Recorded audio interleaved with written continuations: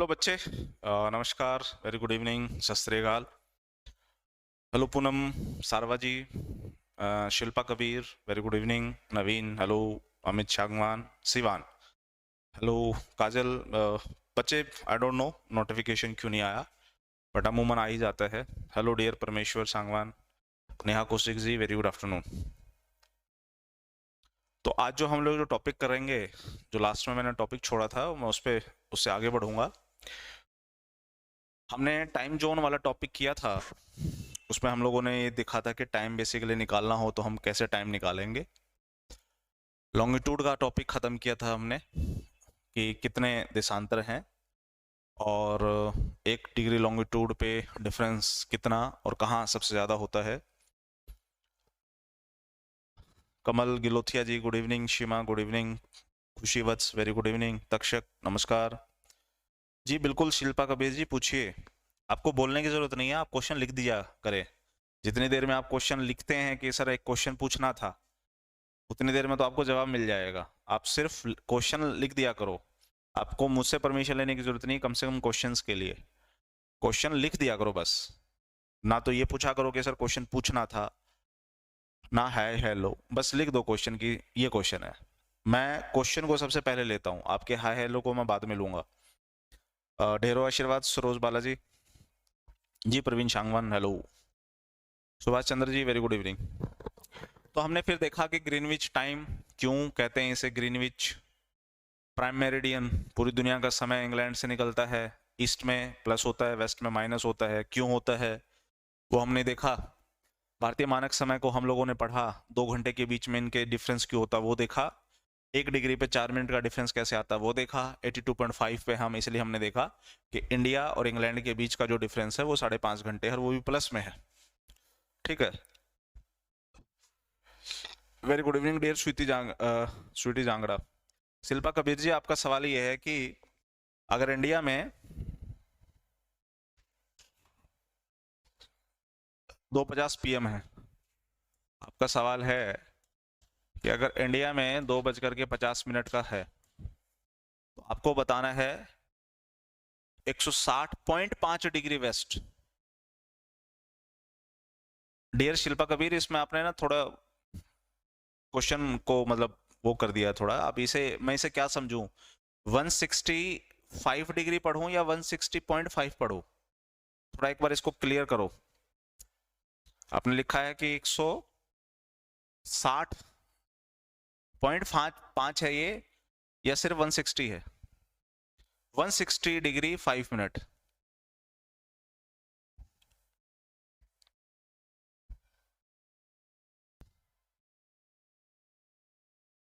कोई दिक्कत नहीं बच्चे। तो इंग्लैंड है और इंग्लैंड से पीछे चलेंगे तो हमें चलना है 160.5 पे। ठीक है, ये डिग्री है। यहां सवाल क्या है, इंडिया। तो इंडिया का मतलब डियर जी क्या हुआ, 82.5 डिग्री हुआ ना, और यहां पर हो गया 160.5 डिग्री। चलो, अब हम जा किधर रहे हैं सर, हम वेस्ट में जा रहे हैं।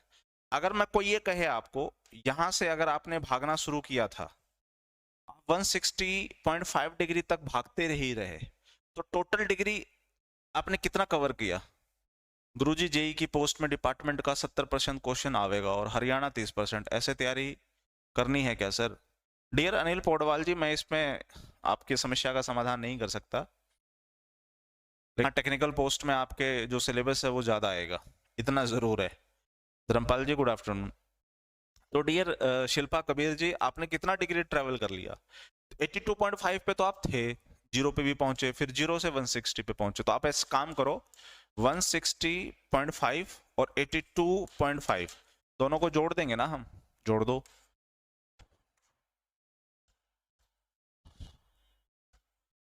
तो डेज कितना डिग्री हो गया, 253 डिग्री हो गया। तो 253 डिग्री को 4 से मल्टीप्लाई कर दें सर।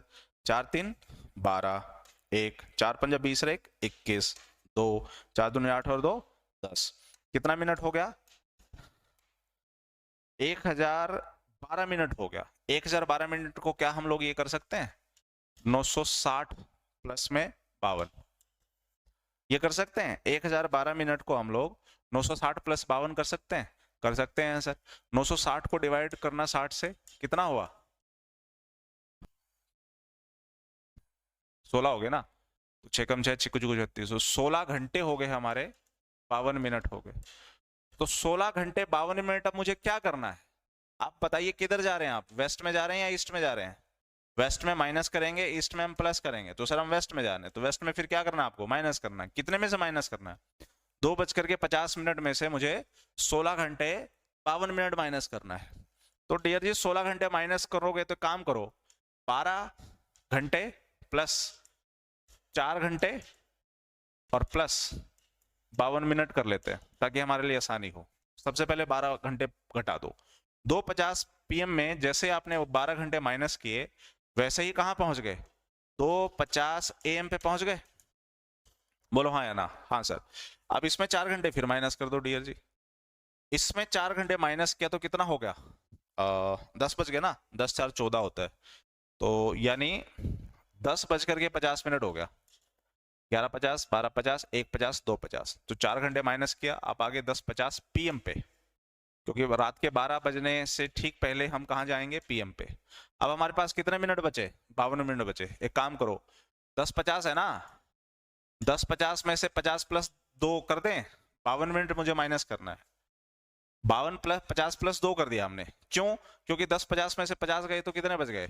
10 बच गए ना, और इसमें से 2 मिनट माइनस कर दो, 9:58 नहीं हो गया बच्चे?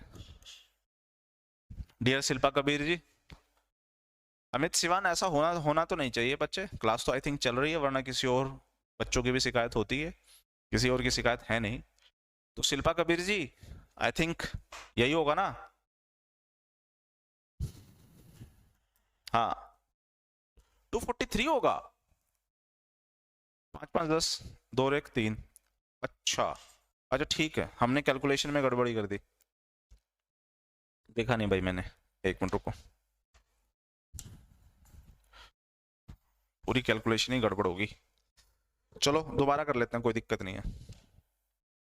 तो ये हो गया आपका 243। 243 का 4 कर से करें, 4 3 12, 4 चौक 16 और 1 17, और 4 दूनी 8 और 1 9, 972 हो गया ना। तो 960 प्लस 12, तो यानी 16 घंटे 12 मिनट का डिफरेंस है, यही होगा ना? तो 16 घंटे 12 मिनट का डिफरेंस है, तो कोई दिक्कत नहीं, 16 घंटे 12 मिनट। तो जहां 52 कर रहे थे वहां हमने 12 मिनट माइनस कर देना है। तो 12 4 16 घंटे हुए, 10:50 तो हो ही गए। इस 10:50 में मुझे कितना माइनस करना है? 12 मिनट माइनस करना है, तो कितना हो गया? 38 हो गया ना। 10:38 हो जाएगा डियर।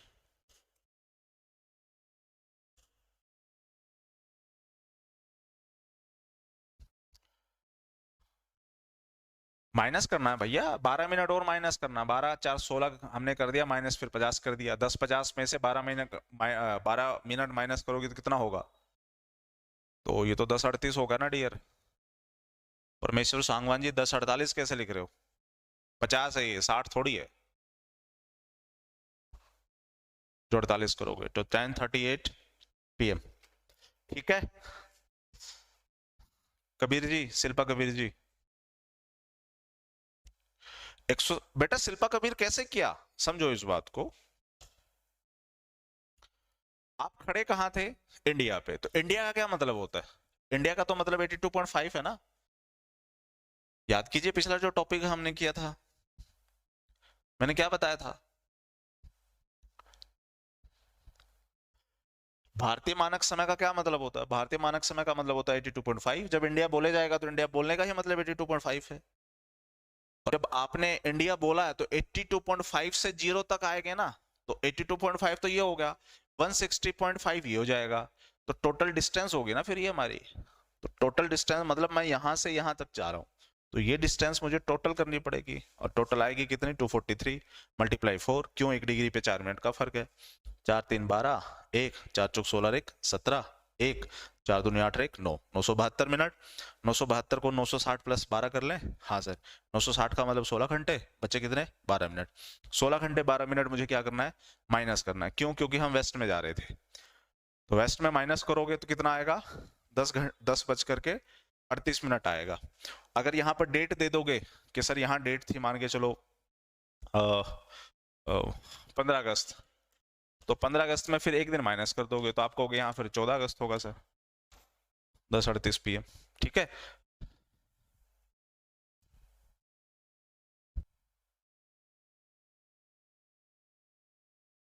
घटाएगा ओ क्रांतिकारी सांगवान, ये कैसे घटा रहा भाई? 972 को सीधे 60 से क्यों डिवाइड करेगा? ये 0.2 का मतलब क्या लगा रहा तू? 0.2 का मतलब 20 क्यों लगाएगा मेरे भाई? ये 1000 के या 100 के ऊपर थोड़ी चल रही है। 972 मिनट का मतलब बताना है कितने घंटे होते हैं। इसका मतलब बताना है मुझे कितने घंटे हुए।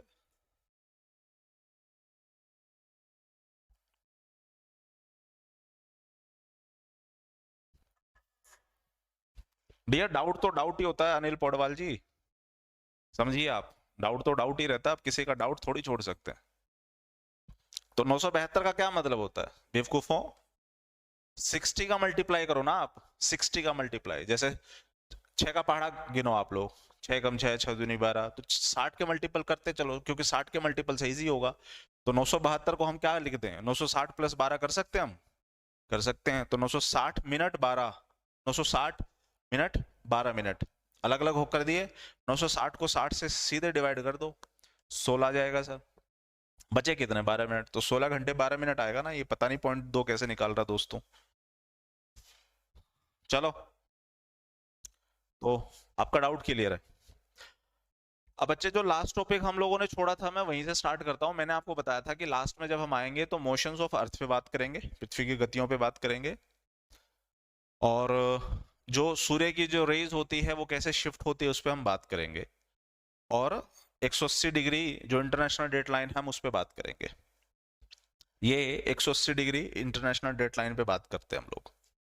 हमने लास्ट टॉपिक में पढ़ना शुरू किया कि ये 0 डिग्री देशांतर है, और ये 0 डिग्री से आप ईस्ट में चलोगे तो ये 180 डिग्री है, और इसी तरीके से 0 डिग्री से आप जब वेस्ट में जाओगे तो 180 तक जाना है। ये 180 अलग अलग नहीं थे, ये 180 दोनों सेम थे। याद आ रहा है? कुछ नहीं याद आ रहा है तो मैं दिला देता हूं। हम कुछ ऐसा पढ़ रहे थे, ये अर्थ है, अर्थ का ये पॉइंट है जिसे मैंने 180 डिग्री कह दिया, और इस 180 डिग्री के ठीक सामने जो है वो 0 डिग्री है। तो 0 के जब आप वेस्ट में जाओगे या ईस्ट में जाओगे तो 180 सेम लाइन होगी, वेस्ट में जाओगे तब भी सेम होगी। बोलो हाँ या ना? हाँ सर। तो ये लाइन होगी 180। ऐसे जाओ चाहे ऐसे जाओ, दोनों के मामलों में 180 सर मेरा फिक्स है। अब मैं ये कह रहा हूं कि 180 के ईस्ट में, समझो इस बात को, 180 डिग्री के ईस्ट से आप चलना शुरू करो, और आप एक चक्कर काट करके 180 डिग्री के वेस्ट में पहुंचो। ठीक है, या उल्टा कर लो, आप 180 डिग्री के वेस्ट से चलना शुरू करो, आप ईस्ट के 180 डिग्री के ईस्ट में पहुंच जाओ। आप कुछ भी कर लो, चाहे ऐसे ऐसे जाओ चाहे ऐसे ऐसे जाओ, टोटल कितना डिग्री कवर करोगे? 360 डिग्री कवर करोगे ना भाई? हाँ सर। तो बेटा 1 डिग्री पे अगर 4 मिनट का फर्क आ रहा था,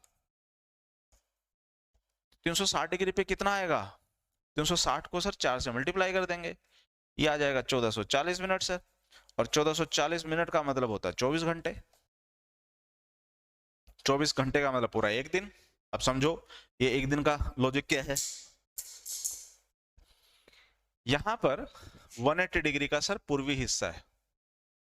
मान के चलो एग्जामिनर ने ये कहा कि 180 के पूर्वी साइड पे रात के 12:10 हुए हैं।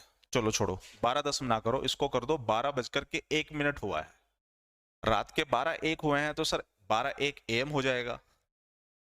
आप ये कहो कि कितना टाइम है यहाँ पे, आप कोई भी टाइम ले लो अपनी मर्जी से। 12:01 ले लिया हमने ताकि समझ हमारी इजी हो। डेट ले लो कोई भी, अभी आज कौन सी डेट है? 27 जनवरी। तो मान के चलो मैंने लिख दिया यहाँ पे 27 जनवरी। ठीक है, अब हम यहां से आगे बढ़ना शुरू कर रहे हैं। 180 डिग्री ईस्ट में अगर आगे बढ़ोगे तो बताइए 180 डिग्री ईस्ट में 12:01 AM 27 जनवरी हुआ है, तो 0 डिग्री पे बताइए क्या टाइम हुआ होगा? आप कहोगे 180 और 0 के बीच में सर डिफरेंस जो है 180 डिग्री का है, 180 डिग्री का मतलब मल्टीप्लाई 4, जो भी आ जाएगा उसका मतलब होता है 12 घंटे। जब 360 डिग्री का मतलब 24 घंटे है तो 180 डिग्री का मतलब तो 12 घंटे हुआ ना। हाँ सर, तो ये 12 घंटे आ गए। अब बताओ 12 घंटे प्लस करें या माइनस करें? सर इसके मुकाबले हम जा रहे हैं पूर्व में, और पूर्व में क्या करना पड़ेगा? टाइम को प्लस। तो इसका मतलब 0 डिग्री पे 12 बज कर के 1 मिनट हुआ होगा सर, क्योंकि एम है, इसकी जगह मैं पीएम कर दूंगा। डेट चेंज होगी? नहीं सर, क्योंकि रात के 12 बज के बाद तो डेट चेंज हो ही गई है। बोलो हाँ या ना? रात के 12 बजने के बाद डेट तो चेंज हो ही गई, 27 जनवरी। अब अगले दिन रात के जब तक 12 नहीं बज जाते तब तक तो डेट 27 जनवरी रहेगी। तो ये तो दोपहर का ही 1 AM है ना, तो डेट सर सेम रहेगी, 27 जनवरी। आगे बढ़िए। अगर 0 डिग्री पे ये टाइम है तो 180 डिग्री के वेस्ट में क्या टाइम होगा भैया? फिर आप कहोगे यहां से लेकर के यहां तक सर 180 डिग्री का डिफरेंस। 180 डिग्री का डिफरेंस मतलब फिर से मुझे 12 घंटे क्या करने पड़ेंगे? ऐड करने पड़ेंगे। 12 घंटे ऐड कर दोगे तो ये 12 1 PM की जगह क्या हो जाएगा सर? 12 1 AM हो जाएगा। लेकिन 27 जनवरी की जगह बेटा क्या हो जाएगा सर? 24 घंटे ऐड हो गए ना, तो 28 जनवरी हो जाएगा सर। ये समझ में आ गई कहानी? मतलब 180 डिग्री ईस्ट के पूर्व में, मतलब 180 डिग्री के पूर्व में कितना टाइम हुआ है? 12 1 AM 27 जनवरी। देखिए यहां 27 जनवरी है और यहां 28 जनवरी है। सिर्फ एक लाइन को क्रॉस करना है आपको।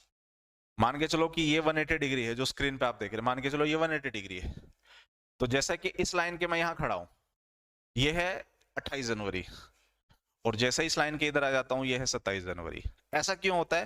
क्योंकि बेटा पृथ्वी जो है, पृथ्वी अपने एक्सिस पे घूमती है, तो इस घूमने की वजह से ही 360 डिग्री का रोटेशन लगता है।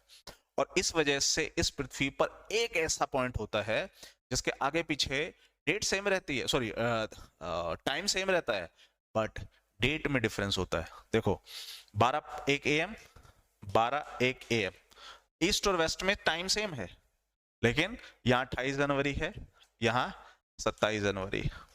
इसको उल्टा कर लो।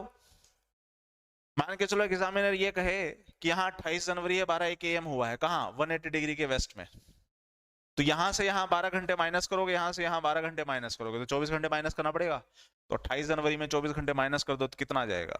27 जनवरी। तो इसका मतलब सर पृथ्वी पर एक ऐसा पॉइंट है जिसके आगे पीछे जो है पूरे एक दिन में फर्क आ जाता है।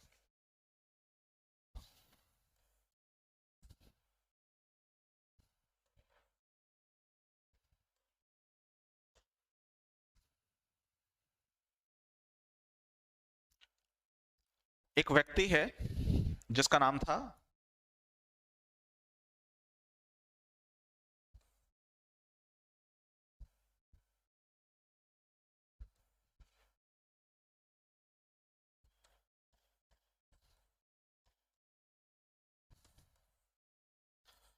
फर्डिनांड दी मैगलान। एक व्यक्ति ये है बेटा। दुनिया में जब तक अक्षांश और देशांतर रेखाओं के बारे में हम लोगों को ढंग से नहीं पता था, तो 1519 में एक व्यक्ति जिसका नाम मैगलान है, पुर्तगाल की तरफ से इसने पूरी दुनिया का चक्कर लगाने का सोचा। हालांकि था ये स्पेन का, स्पेन के राजा ने इसकी बात मानी नहीं, तो ये पुर्तगाल के राजा के पास पहुंच गया, बोला कि मैं तुम्हारे लिए मसाले की खोज करा दूंगा, आप मुझे है ना बस नाव दे दो, पैसा दे दो, लोग दे दो, ताकि मैं यात्रा पे निकल सकूं, समुद्री यात्रा पे। तो पुर्तगाल के राजा ने लालच में उसको ना अपने जितने भी गुंडे गुंडे थे, टपोरी लोग थे जो जेल में बंद थे, सब दे दिए, क्योंकि पहले बड़ी लंबी समुद्री यात्राओं में जेल के टपोरी दिए जाते थे जिन पे अपराध होता था। बोला कि मरेंगे तो यही मरेंगे, ठीक है, तो इस तरह की फ्री कर देते थे उनको एक तरीके से। तो मैगलान उन टपोरियों की सेना को लेकर के आगे बढ़ा जहाजों पे। उस समय इस तरह का कोई कंसेप्ट था नहीं। यहाँ पुर्तगाल है जहां से वो बंदा निकला, और यहां से इसकी यात्रा शुरू हुई। और देखिए ऐसे यात्रा गई, ऐसे यात्रा गई, ऐसे गई। यहाँ है ना एक देश है जिसका नाम है, देश तो क्या कहूंगा, एक महाद्वीप है जिसका नाम है साउथ अमेरिका। तो साउथ अमेरिका के नीचे से ये बंदा जो है आगे बढ़ा और ये पहुंच गया प्रशांत महासागर में। प्रशांत महासागर का जो नाम दिया है वो इसी ने नाम दिया था। इसका नाम पैसिफिक ओशन जो आया है वो मैगलान ने ही इसका नाम दिया था, क्योंकि इससे पहले जब जहाज इसका जा रहा था तो बड़े तूफानों से गुजर रहा था। तूफानी रास्तों से गुजर रहा था। लेकिन जैसे ही इस महासागर में पहुंचा तो महासागर बिल्कुल शांत था, बिल्कुल शांत। तो फिर मैगलान ने इसका नाम दे दिया पैसिफिक ओशियन। फिर सर ये प्रशांत महासागर से घूमते घूमते देखिए ऐसे आ रहा है ये, और यहाँ एक देश है सर जिसका नाम है फिलीपींस। फिलीपींस, वो कहते हैं ना कि किसी दूसरे के फड्डे में टांग नहीं अड़ाना चाहिए। भाई साहब यहाँ पर जो थे सर, कबीले वाले लोग थे, जो आदिवासी टाइप लोग होते हैं, जंगलों में रहते हैं, द्वीपों पे रहते हैं, उनके फड्डे में इसने भाई साहब ने टांग अड़ा दिया। आदिवासियों के साथ इनकी लड़ाई हुई और उन आदिवासियों ने सर ये तो मार दिया। मैगलान तो मर गया यहीं पे, फिलीपींस के आसपास कहीं मर गया था। लेकिन इसका एक वो था कैप्टन जो जहाज चलाता था। फिर वो जहाज लेकर के आगे बढ़ा, और आगे बढ़ते बढ़ते बढ़ते फिर वो अपने देश पुर्तगाल में पहुंचा। पुर्तगाल पहुंचने से ठीक पहले एक आइलैंड पे ये लोग रुके थे। अब समझिएगा, इस यात्रा में मैगलान के साथ एक व्यक्ति था जो डे टू डे एक्टिविटी करता था। डे टू डे एक्टिविटी मतलब हर दिन लिखता था ये कि आज ये हुआ, आज वो हुआ। दिक्कत ये हुई, मैगलान का जो पूरा आत्मकथा लिखने वाला बंदा है, जो डे टू डे एंट्री करता था, उसको बड़ी हैरानी हुई कि यहाँ कोई द्वीप है, उस द्वीप पे लोग कहते हैं कि आज तो हम लोग 6 सितंबर में हैं। लेकिन मैगलान का जो ये नाविक है, जो ये जिस बंदे ने ये लिखा था, उसने कहा यार मेरी डायरी के हिसाब से तो आज 5 सितंबर होना चाहिए। ये देखो यहाँ गड़बड़ी हो रही है। लोग कह रहे हैं कि आज तो 6 सितंबर है। मैगलान का जो बंदा है जिसने बायोग्राफी लिखी उसकी, या जो डे टू डे एक्टिविटी लिखता था, वो कहता है यार मेरे डाटा के हिसाब से तो आज है ना 5 सितंबर होना चाहिए। तो ये एक दिन का डिफरेंस क्यों आया? आगे जाके पता चला। इस समय तो लोगों को पता नहीं चला क्या हुआ। हो सकता है कि भाई मेरी गड़बड़ी रही हो, लेकिन उसने तो लिख दिया कि यार ये बड़ी एक विस्मयकारी घटना घटी। वहां पर जब हम पहुंचे तो वो लोग 6 सितंबर में थे, जबकि मेरे डाटा के हिसाब से 5 सितंबर होना चाहिए था, क्योंकि मैं डेली की डेली एंट्री करता था, पेज बाय पेज। और मैंने देखा भी कि कहीं ऐसा तो नहीं कि मैंने कोई डेट मिस कर दी हो। मैंने कोई डेट भी मिस नहीं की, लेकिन इसके बावजूद भी एक डेट का डिफरेंस यहाँ आ गया। ऐसा क्यों? बाद में पता चला कि ऐसा इसलिए क्योंकि उन्होंने कौन सी लाइन को क्रॉस किया था? उन्होंने 180 डिग्री लाइन को क्रॉस किया था, जिसे नाम देते हैं हम लोग अंतरराष्ट्रीय तिथि रेखा।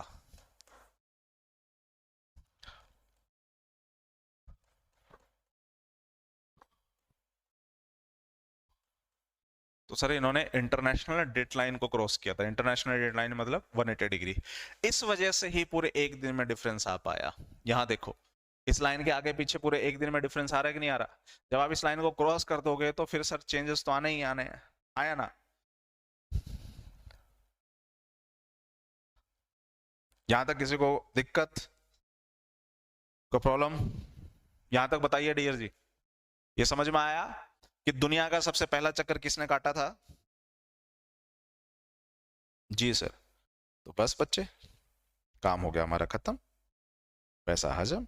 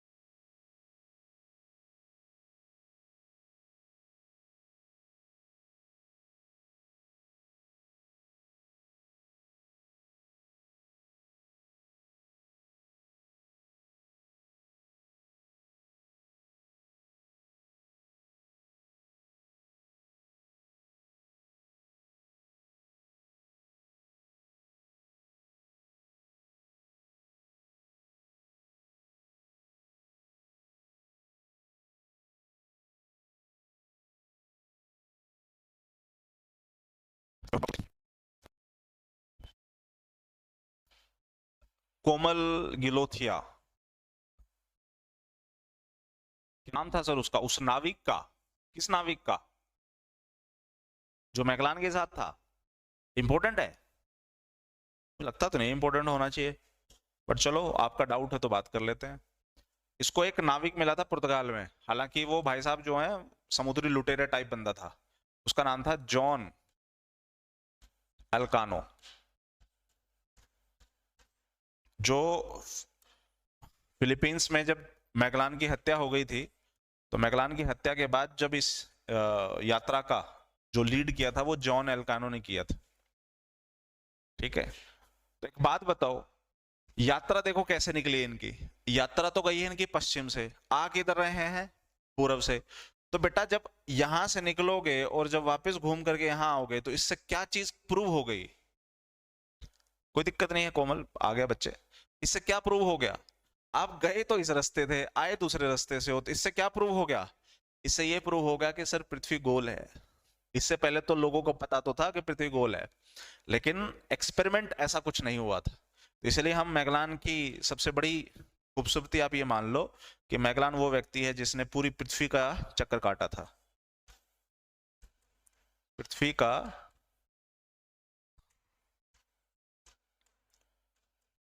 चक्कर काटने वाला प्रथम यात्री। इसमें आप कहेंगे पूरी पृथ्वी का चक्कर काटने वाला प्रथम यात्री। ठीक है, अब आप कहोगे सर एक मिनट रुको, जब फिलीपींस में ये मारा गया तो फिर ये क्यों पढ़ते हैं कि पूरी पृथ्वी का चक्कर काटने वाला प्रथम व्यक्ति मैगलान था? बताता हूं। दरअसल पुर्तगाल के राजा के साथ इसकी संधि हुई थी कि इस पूरे एक्सपेडिशन का नाम, इस पूरी यात्रा का जो नाम है वो मेरे नाम पे रखा जाए, मैगलान के नाम पे रखा जाए। और जो रास्ता मैं खोजूंगा, समुद्री रास्ता, उस रास्ते से जो व्यापार होगा पुर्तगाल का, उस व्यापार का 5% जो फायदा होगा, प्रॉफिट होगा, वो मेरी फैमिली को मिलेगा। ये शर्त थी उसकी। अगर आपको लगता है कि सर मुझे मैगलान की यात्रा के बारे में मुझे जानना है, अगर मुझे इससे संबंधित कुछ मिल जाए तो मतलब मैं देख लूंगा, तो आप है ना अमेजन प्राइम पे एक सीरीज है जिसका नाम है बाउंडलेस। अमेजन प्राइम पे अगर आपको लगे कि सर मेरे पास एक्स्ट्रा टाइम है, मेरे पास फालतू बहुत टाइम है और ये फालतू टाइम में मैं है ना कुछ वेब सीरीज देख सकता हूं, तो आप मैगलान से संबंधित वेब सीरीज है बाउंडलेस, आप इसको देख सकते हैं। आप ये देख सकते हैं कि कैसे कैसे ये यात्रा हुई थी। मैंने तो देखी हुई है इसलिए मैं आपको ये डिटेल में थोड़ा समझा पाया। बाकी एक सवाल तो पूछा ही जाता है कि पूरी पृथ्वी का जो चक्कर है किसने काटा था। ठीक है, तो जब आप ये पूरी सीरीज देखेंगे तो आपको आइडिया मिल जाएगा। जैसे कि यहाँ तो मैंने फिलीपींस लिख दिया, लेकिन आप वहां देखोगे तो पता चलेगा कि मक्तन नाम की एक जगह है, वहां पर ये मारा गया था। तो वो एक्स्ट्रा चीजें हो जाएंगी, वो एक्स्ट्रा करना है। बाउंडलेस देख लो ताकि हिस्ट्री से भी थोड़े बहुत मतलब अंडरस्टैंडिंग हो जाए और देखने के लिए भी आपके पास कुछ अच्छा मिल जाए। क्योंकि मुझे पानी का बड़ा शौक है, तो ये इसमें समुद्र ही समुद्र है, तो इसलिए मैंने ये सीरीज देख ली थी। तो ये 180 डिग्री का लॉजिक मुझे समझ में आ गया। अंतरराष्ट्रीय तिथि रेखा के आगे पीछे जो है पूरे एक दिन में फर्क है सर। अब मैंने आपसे पिछले क्लास में पूछा कि भाई जो लॉन्गिट्यूड है जिनको आप देशांतर कहते हैं, कुल देशांतर कितने हैं? कुल देशांतर रेखाएं कितनी हैं कुल? तो हमने पढ़ा था 360 कुल देशांतर रेखाएं हैं। बोलो हाँ या ना? हाँ सर। इसमें कौन सी रेखा जो है वो सीधी नहीं है? देखो 360 में 359 रेखा ऐसी हैं जो सीधी है बच्चे, ये सीधी है। आप ये मत कहना सर ग्लोब पे तो हमें सीधी नहीं दिखती, ग्लोब पे तो हमें कर्व दिखता है, वो तो ऐसे घुमा हुआ दिखता है। वो इसलिए दिखता है बच्चे क्योंकि पृथ्वी जो है वो फूली हुई है ना। जैसे गेंद होती है तो गेंद पे, अब जैसे कि मैं एक एग्जांपल दे देता हूँ, एक गुब्बारा ले लो, गुब्बारा को फुलाओ मत, उस गुब्बारे के ऊपर एक सीधी लाइन बना दो, बिल्कुल सीधी, और गुब्बारे को फुलाओ। जब गुब्बारा फूल जाएगा तो आप उस लाइन को देखना साइड से, आपको कैसे दिखेगी? आपको कर्व दिखेगी, है कि नहीं? जबकि आपने तो सीधी बनाई थी। तो रेखाएं सारी सीधी है, 359 रेखाएं सीधी हैं, एक रेखा को छोड़ करके। जो एक रेखा सीधी नहीं है, जो जिगजैग है, जो टेढ़ी मेढ़ी है, वो है 180 डिग्री देशांतर। ये रेखा सीधी नहीं है, बाकी सब सीधी हैं, लेकिन ये रेखा सीधी नहीं है, टेढ़ी मेढ़ी है, जिगजैग है। ऐसा क्यों? बताता हूं। पृथ्वी पर सर ये एक देश है जिसको मैं रूस कहता हूं। ये एक देश है सर, हालांकि उत्तरी अमेरिका का हिस्सा है, लेकिन ये अलास्का है जो यूनाइटेड स्टेट्स ऑफ अमेरिका का हिस्सा है। ठीक है, अब यहां पर जो महासागर है उसको हम लोग प्रशांत महासागर के नाम से जानते हैं।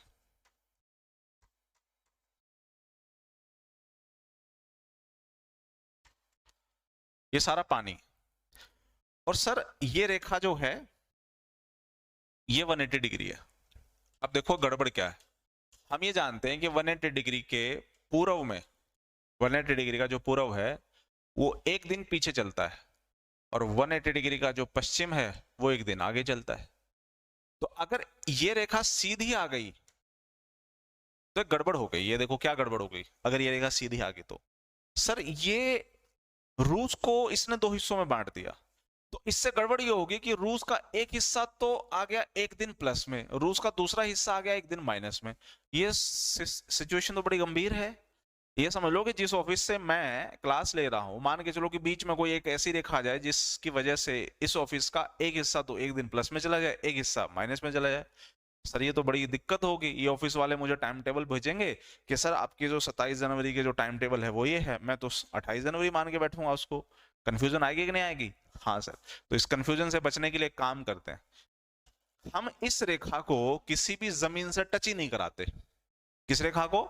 180 डिग्री को। मतलब ये किसी जमीन को टच ही ना करे तो प्रॉब्लम सॉल्व होगी, क्योंकि जमीन से टच करेगी तो हो सकता है उस जमीन पे कोई लोग रहते हो। जब जमीन से टच ही नहीं करेगी तो इसका मतलब समस्या का समाधान हो गया।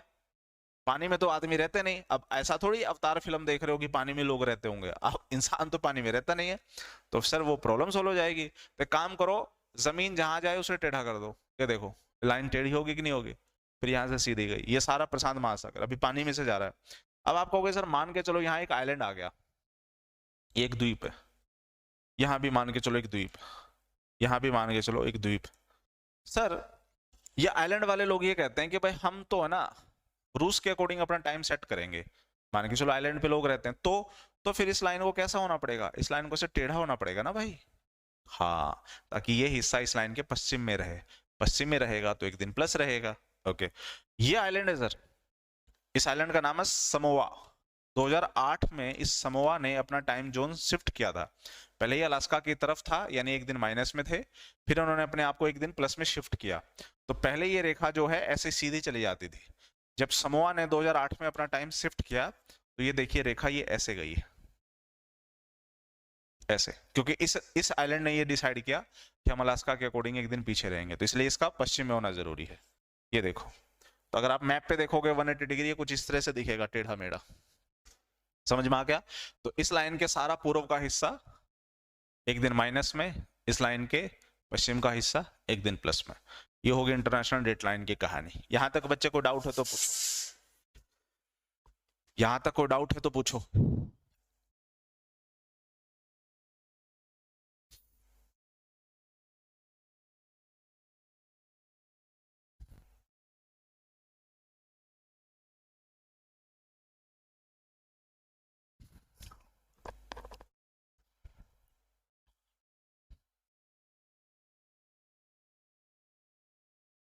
1522 में हुई थी डियर कोमल गिलोथिया जी। अच्छा संधि की बात कह रहे हैं, 1519 में हुई थी।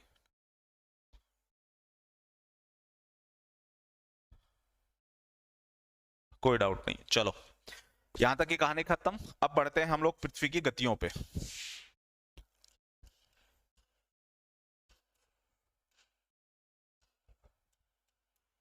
यानी मोशंस ऑफ अर्थ।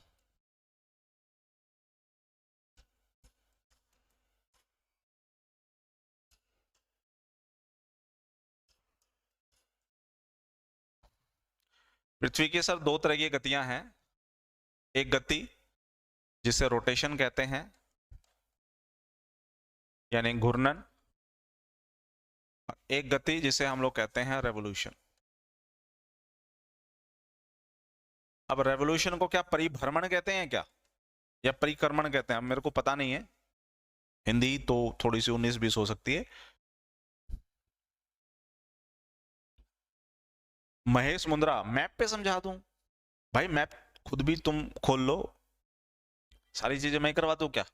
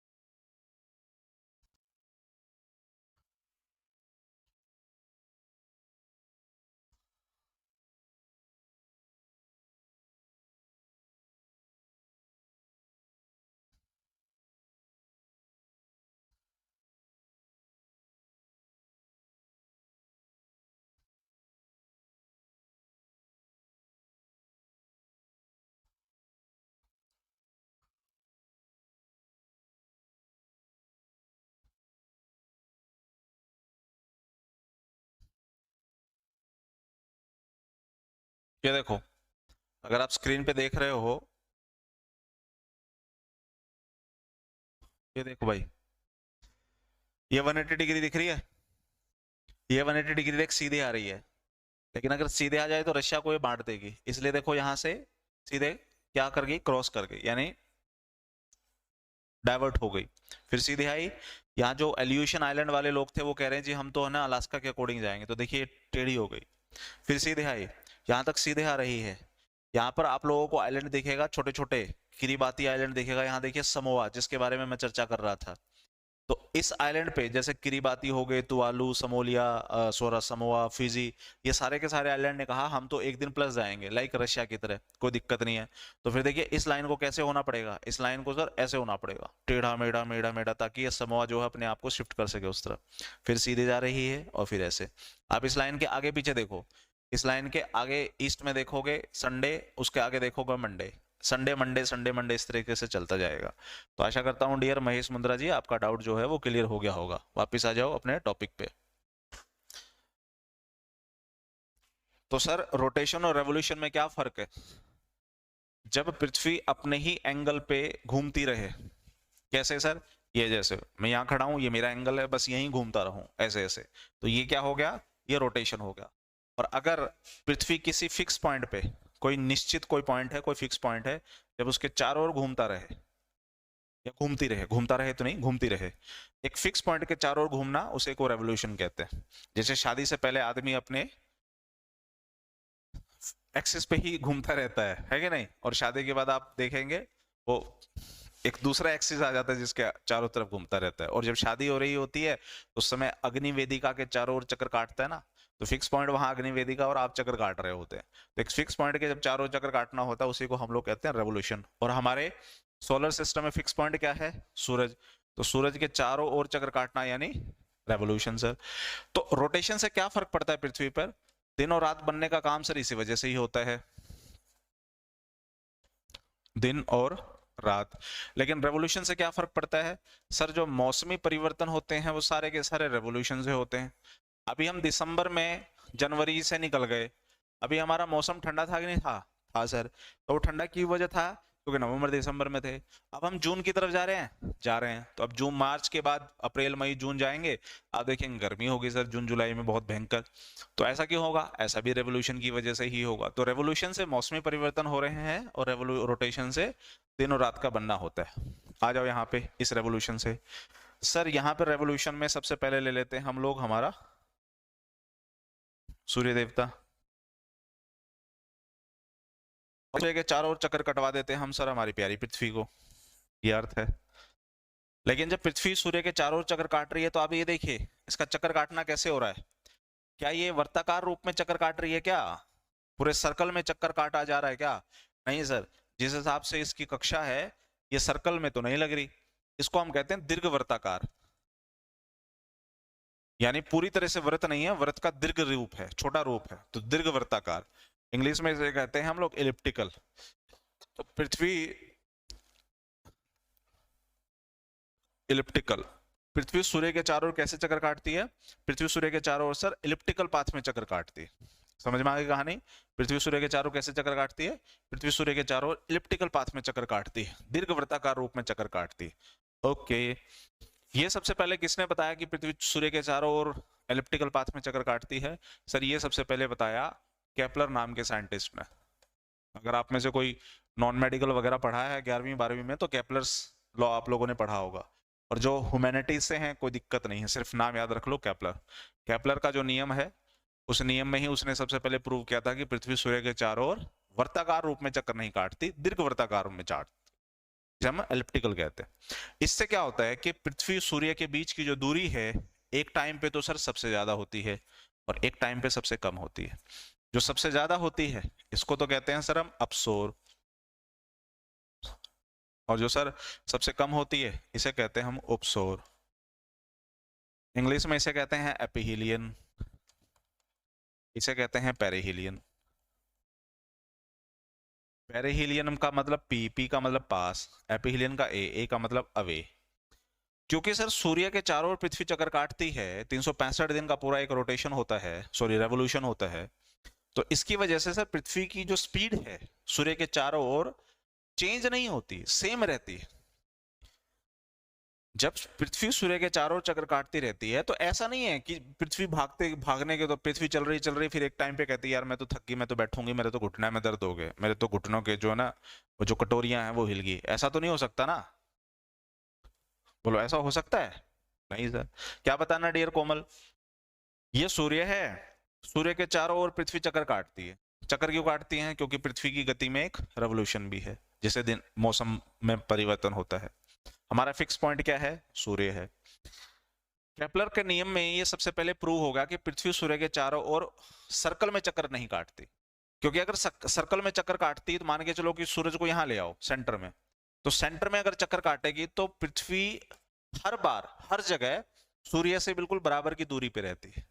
लेकिन इसने कहा कि बराबर नहीं रहता भाई, दीर्घवृत्ताकार चक्कर काटती है, यानी इलिप्टिकल। इससे क्या होता है, एक टाइम ऐसा आता है जब पृथ्वी और सूरज के बीच की दूरी सबसे ज्यादा होती है, एक टाइम ऐसा आता है सबसे कम होती है।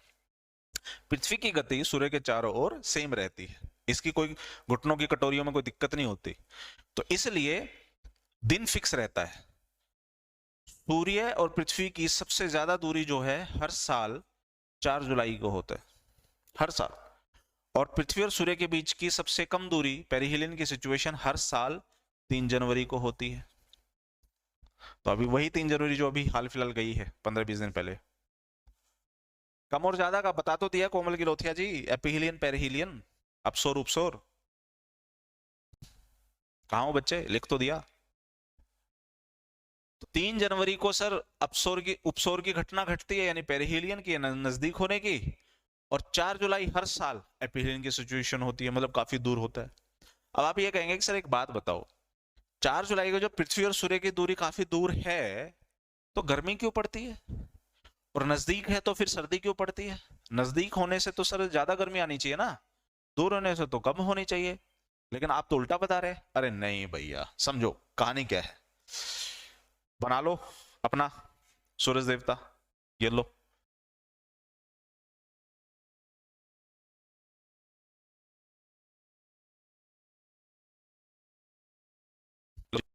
और हमारी पृथ्वी जो है उसको चक्कर कटवा दो।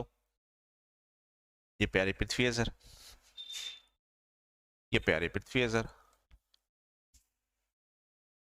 ये प्यारी पृथ्वी है सर, और ये प्यारी पृथ्वी। इस पृथ्वी के ऊपर 0 डिग्री, 0 डिग्री। इस पृथ्वी के ऊपर 23.5 डिग्री उत्तर कर्क रेखा, 23 डिग्री दक्षिण मकर रेखा। सेम 23.5 डिग्री कर्क रेखा, 23.5 डिग्री मकर रेखा। आप समझो, 4 सिचुएशन देख रहे हो ना आप, 4 सिचुएशन देख रहे हो ना भाई। Thank you so much Anita Kumari ji. बच्चे बस यही विश्वास बनाए रखिए तो कारवां हमारा और अच्छे से चलेगा। Thank you so much for the beautiful words, respect and gratitude. चलो तो टॉपिक पे बात करते हैं। 4 सिचुएशन देख रहे हो? हाँ सर।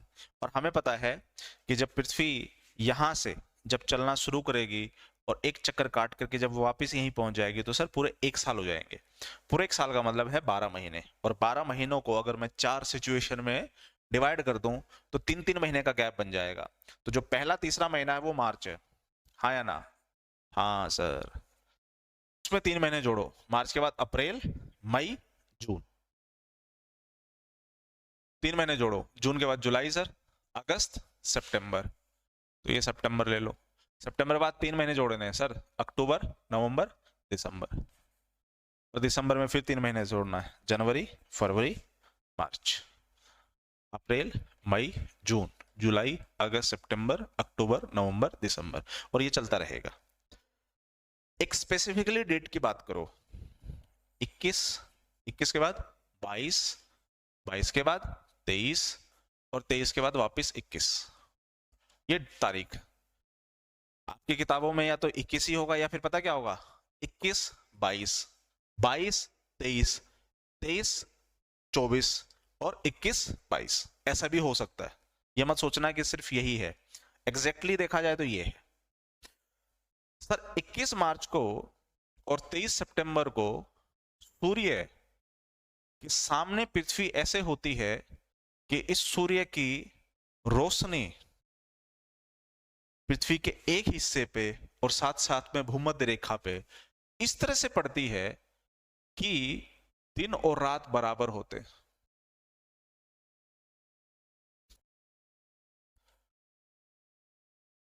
दिन और रात बताइए पृथ्वी पर कहां सर? 0 डिग्री, 0 डिग्री मतलब भूमध्य रेखा।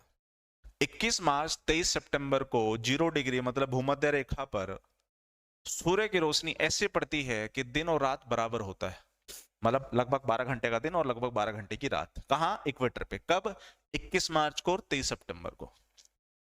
ठीक है, लेकिन सर वही सूरज की रोशनी 21 जून को सबसे ज्यादा कर्क रेखा पे पड़ती है। कर्क रेखा यानी 23.5 डिग्री उत्तर। वही सूरज की रोशनी सबसे ज्यादा 21 जून को कर्क रेखा पे पड़ती है, और वही सूरज की रोशनी 22 दिसंबर को सबसे ज्यादा मकर रेखा पे पड़ती है। समझ में आई कहानी? तो यहां अगर कर्क रेखा पे सबसे ज्यादा है तो यहां मकर रेखा पे सबसे ज्यादा, बहुत तेज, सीधे 90 डिग्री पे, 90 डिग्री पे। और जैसे सर 90 डिग्री पे ये रोशनी पड़ेगी तो इससे क्या होगा, यहां पर ये रोशनी ज्यादा समय के लिए बनी रहेगी, ज्यादा समय के लिए बनी रहेगी। और क्योंकि 90 डिग्री का एंगल है सर, इसलिए इलाका काफी गर्म होगा। 90 डिग्री का एंगल है इसलिए ये इलाका काफी गर्म होगा। बोलो हाँ या ना? तो इसका मतलब है कि 21 जून को गर्मी कहां सबसे ज्यादा होगी? कर्क रेखा पे।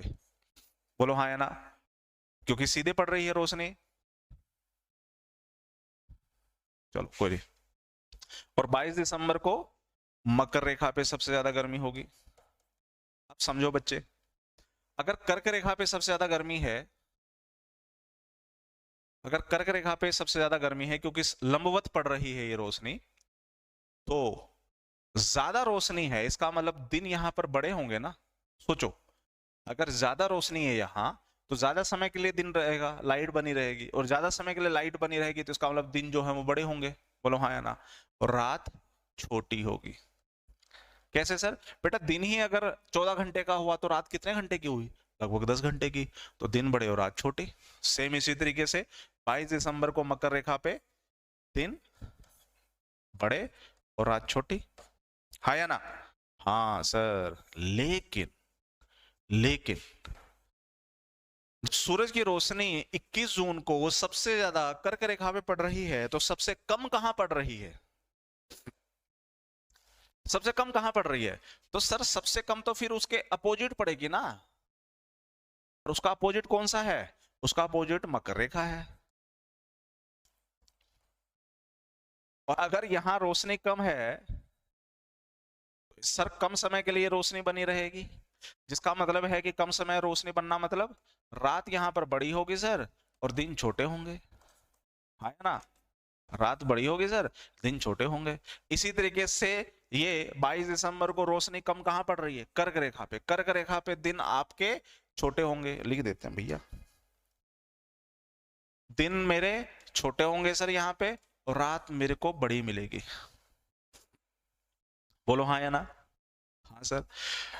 तो ये दिन रात बड़े छोटे होने का कारण मेरे ख्याल से आपको समझ में आ गया होगा।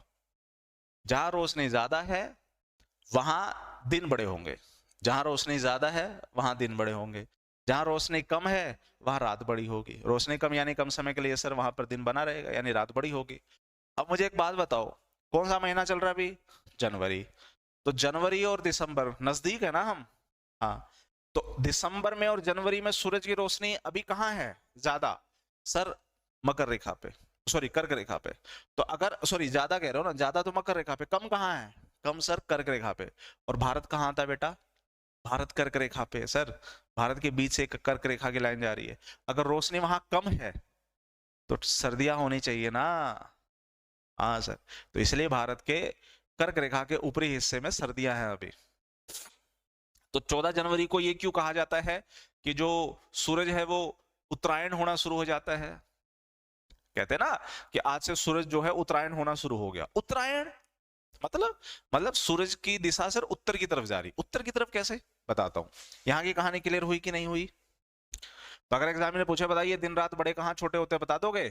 अब देखो, अगर किसी वजह से आपको याद ना रहे कि सर ने कंसेप्ट क्या बताया था, सर भूल गए, एग्जामिनर सवाल पूछ लिया, तो फोकस किस पे करना है? इस महीने पे, जून पे। फोकस किस पे करना है? इस महीने पे, दिसंबर पे। सोचो, बताओ, जून में भारत में क्या पड़ रही है? गर्मी।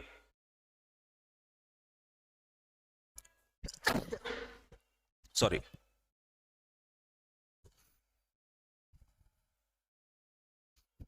ओके।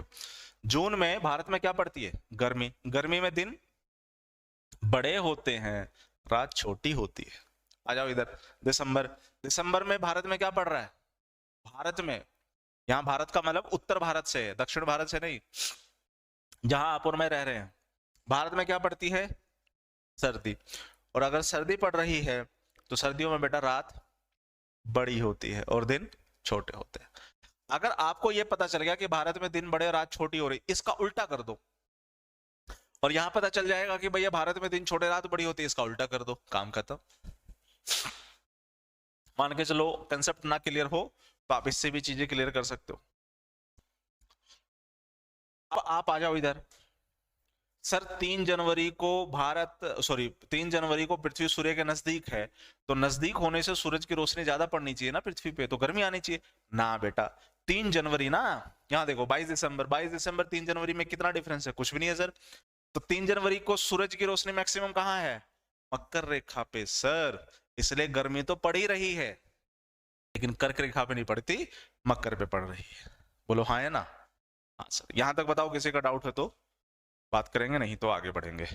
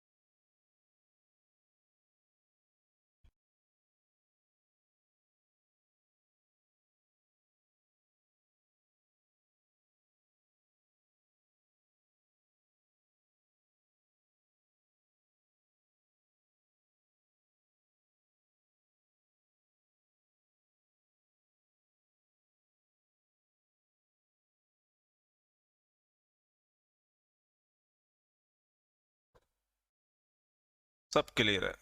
नो सर, कोई डाउट नहीं है। बहुत अच्छी बात है डियर निशु कुमारी।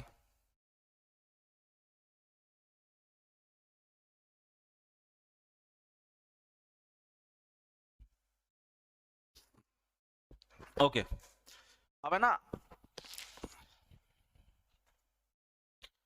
इसको हम लोग एक नाम और दे देते हैं, जैसे कि 21 मार्च की जो सर सिचुएशन होती है ना, इसको हम बोलते हैं स्प्रिंग इक्विनॉक्सिस।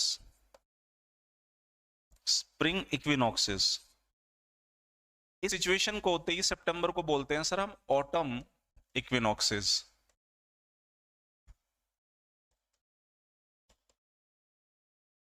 इक्कीस जून को बोलते हैं हम लोग winter, sorry summer solstice,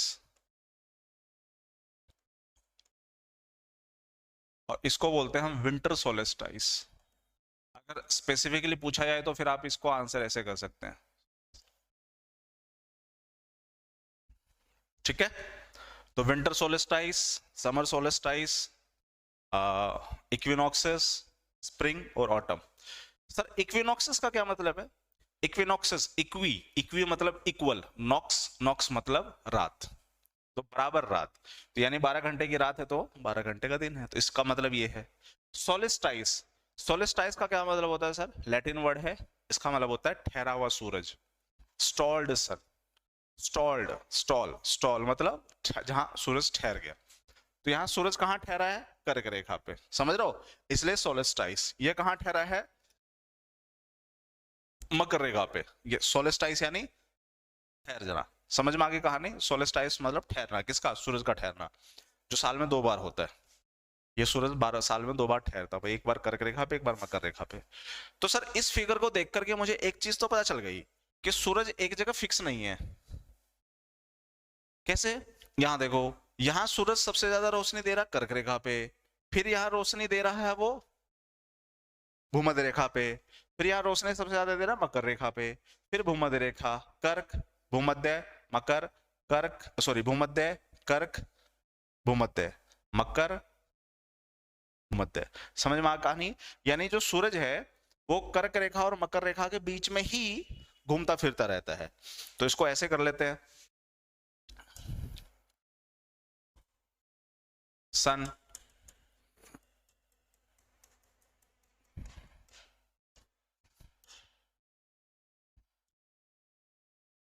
0 degree, 23.5 degree, 23.5 degree south. तो ये कर्क रेखा हो गया और ये मकर रेखा और ये इक्वेटर। तो सर सूरज की रोशनी 21 मार्च को, इसको ऐसे लिख लेते हैं, सूरज की रोशनी 21 मार्च को कहां पर पड़ रही है? लंबवत 0 डिग्री पे। तो अगर 0 डिग्री पे लंबवत पड़ रही है तो उसका मतलब है कि यहां पर गर्मी ज्यादा होगी ना भाई। इस क्षेत्र में गर्मी ज्यादा होगी, इस क्षेत्र का मतलब इस क्षेत्र के आसपास का क्षेत्र जो होगा वहां गर्मी ज्यादा होगी। अब सर वही सूरज की रोशनी 21 जून को कहां पड़ रही है?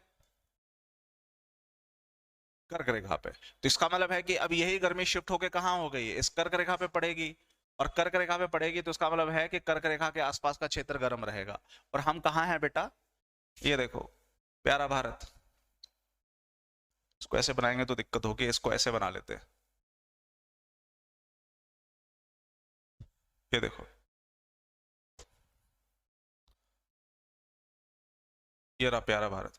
देखिए भारत का आधा हिस्सा ऊपर का, आधा हिस्सा नीचे का, इसलिए आप देखेंगे कि इस रीजन में अगर गर्मी बढ़ रही है तो उसके आसपास के क्षेत्र में गर्मी होगी, इसलिए पूरे भारत इस समय गर्म रहता है। 21 जून के बाद फिर कहां पहुंचोगे सर? 23 सितंबर के दिन, 23 सितंबर को वही सूरज की रोशनी कहां आ गई? 0 डिग्री पे। अगर यहां आ गई है इसका मतलब है कि इसके आसपास का क्षेत्र काफी गर्म होगा, हाँ या ना? और जब इसके आसपास का क्षेत्र काफी गर्म होगा तो इसका मतलब है कि यहाँ गर्मी जितनी तेज थी जून के महीने में उतनी तेज तो नहीं होगी। इसलिए सितंबर के बाद ये जो इस रेखा का ऊपर वाला हिस्सा है वो क्या होने लगता है? धीरे धीरे ठंडा होने लग जाता है। लेकिन जैसे ही हम आएंगे कहाँ पे? 22 दिसंबर को सर, 22 दिसंबर को वो सूरज की रोशनी लंबवत कहाँ पड़ती है? मकर रेखा पे। इसका मतलब अब वही गर्मी कहाँ आ गई? यहाँ आ गई। इसका मतलब है कि इस रेखा के नीचे वाला हिस्सा काफी गर्म होगा, इस रेखा के ऊपर वाला हिस्सा काफी गर्म होगा। जब सारी रोशनी यहाँ शिफ्ट हो जाएगी तो इसका मतलब है कि इस रेखा के ऊपर वाला जो हिस्सा होगा वो पूर्ण रूप से ठंडा होगा कि नहीं होगा? Yes sir. और यही चीज होगी कब? जब 21 जून को ये पूरी तरीके से शिफ्ट हो जाएगी तो ये इलाका जो होगा इस रेखा के नीचे वाला ये पूरी तरीके से ठंडा होगा, जो अब गर्म हो गया है। तो इसका मतलब है कि सर 21 मार्च को और 23 सितंबर को यही सूरज की रोशनी लंबवत पड़ती है भूमध्य रेखा पे, 21 जून को वही सूरज की रोशनी लंबवत पड़ती है कर्क रेखा पे, और 22 दिसंबर को पड़ती है मकर रेखा पे। अब सर रोशनी सीधी पड़ रही, सीधी पड़ रही, इससे क्या होगा? दिन और रात बराबर होंगे इस दोनों सिचुएशन में। और सीधी पड़ रही है, सीधी कहां पड़ रही है? कर्क रेखा पे। तो कर्क रेखा पे कहां? कर्क रेखा पे सीधी पड़ रही है, तो कर्क रेखा पे सीधी पड़ने से क्या होगा? दिन बड़े होंगे और रात छोटी होगी। इसका अपोजिट हो जाएगा मकर रेखा पे, ठीक है?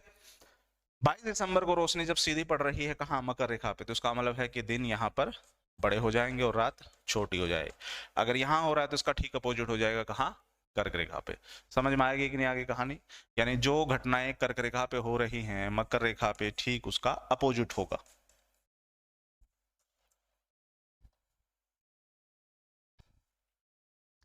यहां तक बच्चे डाउट क्लियर?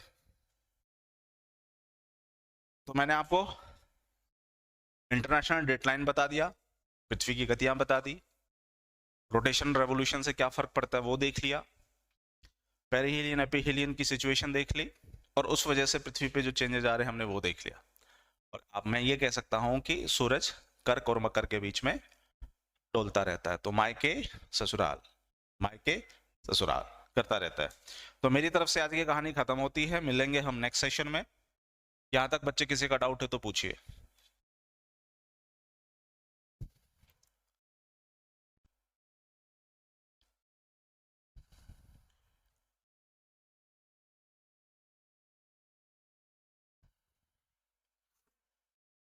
ठीक, बहुत ही बढ़िया।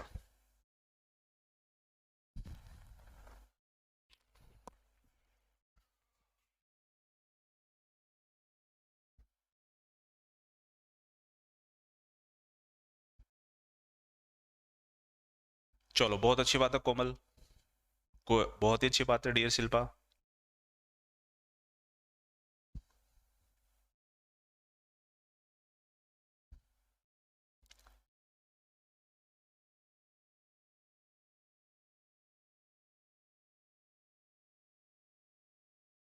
चलो बहुत अच्छी बात है dear Shilpa, always welcome, it's my duty, it's my job.